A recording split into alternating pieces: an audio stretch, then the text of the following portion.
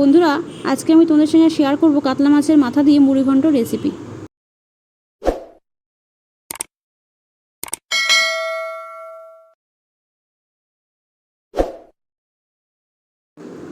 মাথাগুলোকে আমি ধুয়ে নেওয়ার পরে নুন আর হলুদ দিয়ে মাখিয়ে নেব।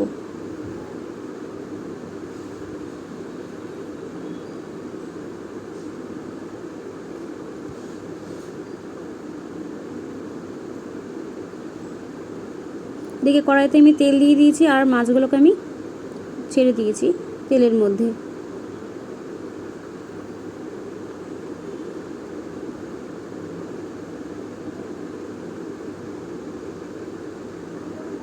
তো মাথাটা একটু উল্টে দেবো।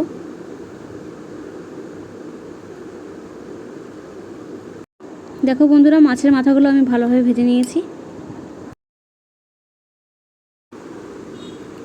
কেটে রাখা আলুগুলোকে আমি ভেজে নেব।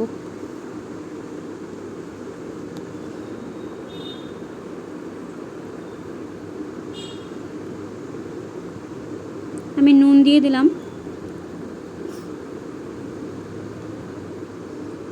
ভালোভাবে ভেজে নিয়েছি। তো এবার আমি চালগুলোকে ভেজে নেব।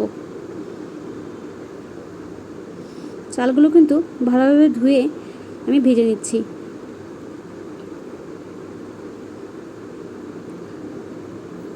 দেখো, চালগুলো কিন্তু আমার ভাজা হয়ে গেছে। তো চালগুলোকে আমি একটা আলাদা পাত্রে তুলে নিয়েছি।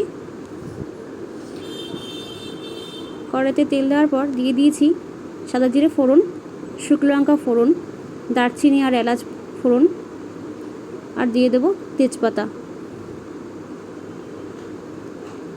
এবার আমি কেটে রাখা পেঁয়াজগুলো আমি দিয়ে দেব।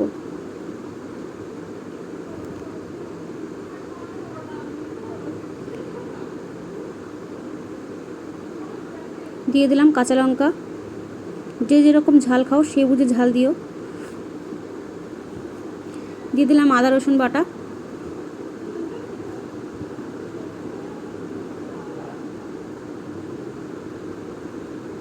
দিয়ে দিলাম গ্রেট করে রাখা টমেটো।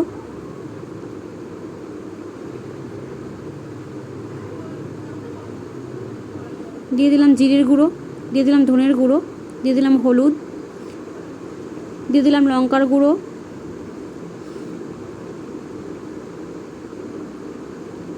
এভাবে আমি মশলাটা ভালোভাবে কষিয়ে নেব। আর দেখো, দিয়ে দিলাম নুন। ভালোভাবে কষিয়ে নিতে হবে মশলাটাকে। দেখো, আমার মশলা থেকে তেল বেরিয়ে এসেছে। তো এখন আমি মাথাগুলোকে দিয়ে দিলাম। এবার আমি এটাকে ভালোভাবে নেড়ে চেড়ে নেব। আমি এবার ভেজে রাখা গোবিন্দভোগ চালগুলোকে দিয়ে দেব।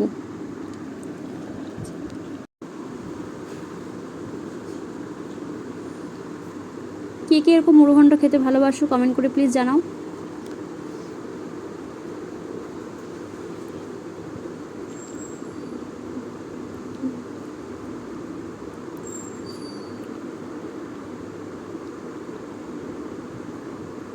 দেখো, আমার কিন্তু চালগুলো ভাজা হয়ে গেছে।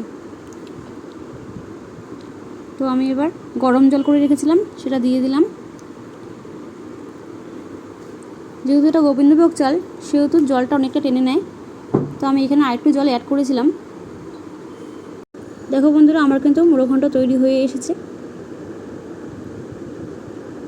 কে কে ভালোবাসো এরকম মুড়িঘণ্ট কমেন্ট করে জানাও। তো আমি এখানে ঘি অ্যাড করলাম আর দিয়ে দিলাম গরম মশলা গুঁড়ো।